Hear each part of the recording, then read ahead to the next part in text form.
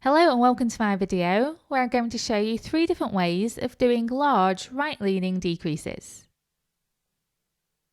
And when I say large decreases, what I mean is that you're going to be reducing the total stitch number by up to 5 or 6 stitches in one go. Normally, if I wanted to do a right-leaning decrease, I would do a k2tog or a k3tog, and these would reduce the total stitch number by either 1 or 2 stitches respectively. However, if you wanted to use this same sort of method to reduce the stitch number by 4, then you would need to knit 5 stitches together in one go, which is very difficult. Instead, it's a lot easier to use one of the methods that I'll be showing you today. As you can see, I've already cast on 22 stitches and done a few rows of stockinette stitch. I'm just going to do a few knit stitches before I show you the first method.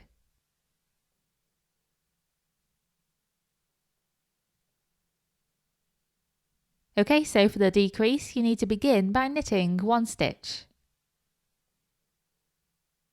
Then take that knit stitch back to the left hand needle by slipping it purlwise.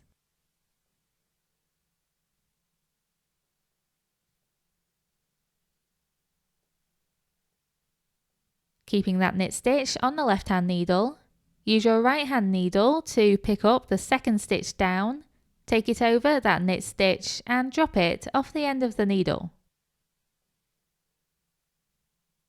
Then repeat this 2 more times.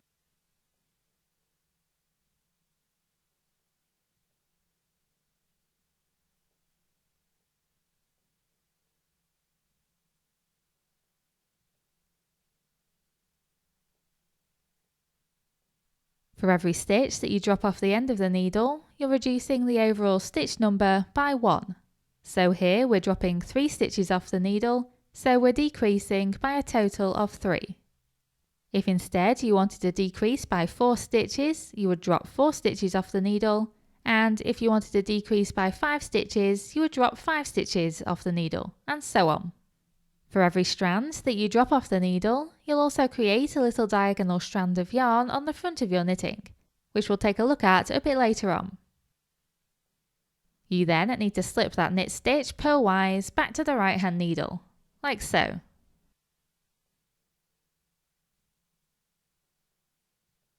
You'll see we've now decreased the overall stitches on the needle from 22 to 19, i.e. we've decreased by 3 stitches.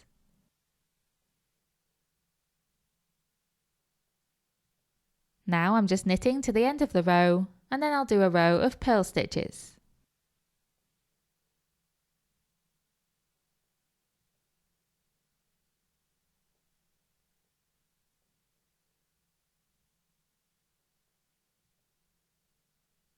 Right, so I'm just going to do a few knit stitches before I show you the second method. This method is very similar to the first, but there is a key difference.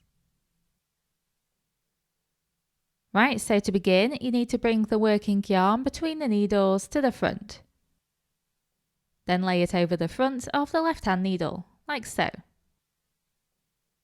Then hold this strand in place whilst you use your right hand needle to take the stitch below it over the strand and drop it off the end of the needle.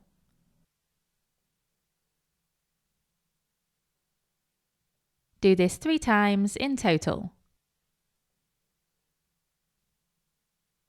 You'll recognise this step from the first method, and once again, for every stitch that you drop off the needle, you'll create a little diagonal strand of yarn on the front of your knitting. However, the key difference here is that instead of knitting that first stitch, you've actually created a new stitch. So you've effectively increased by 1 before decreasing by 3. Therefore, overall, we're only decreasing by 2 in this particular example. It's a bit like taking 1 step backwards before you take 2 steps forward. So for both the first and second examples, we dropped 3 stitches off the needle. So each of the decreases will have 3 diagonal strands of yarn. However, in this second example, we've only decreased the total stitch number by 2. And in the first example, we decreased by 3. You'll see at the end that these 2 decreases basically look identical, even though for the first method we decreased by more stitches. Therefore, in my opinion, the first method is a lot more efficient. And to finish this decrease, you just slip that strand of yarn purlwise to the right hand needle.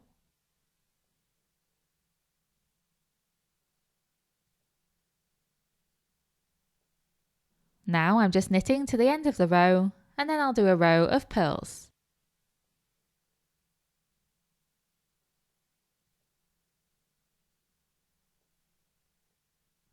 Okay, so for this method you need to begin by doing a k2tog, which is where you knit 2 stitches together in one go.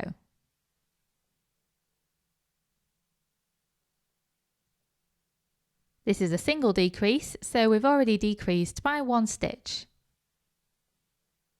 Then you need to do a k3tog, which is where you knit 3 stitches together in one go, and that's a bit more awkward.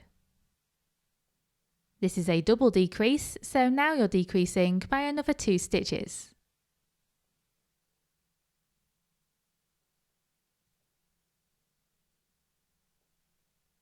You then need to use your left hand needle to pick up the second stitch down on the right hand needle, which is the k2tog, take it over the k3tog above it, and drop it off the end of the needle.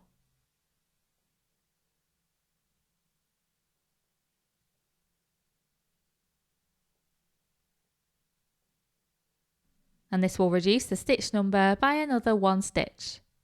So that's 1 plus 2 plus 1, which is 4. So overall you've reduced the stitch number by 4. If instead you wanted to use this method to reduce the number by 3, you would do 2 k2togs in a row. And if you wanted to reduce the stitch number by 5, you would do 2 k3togs in a row.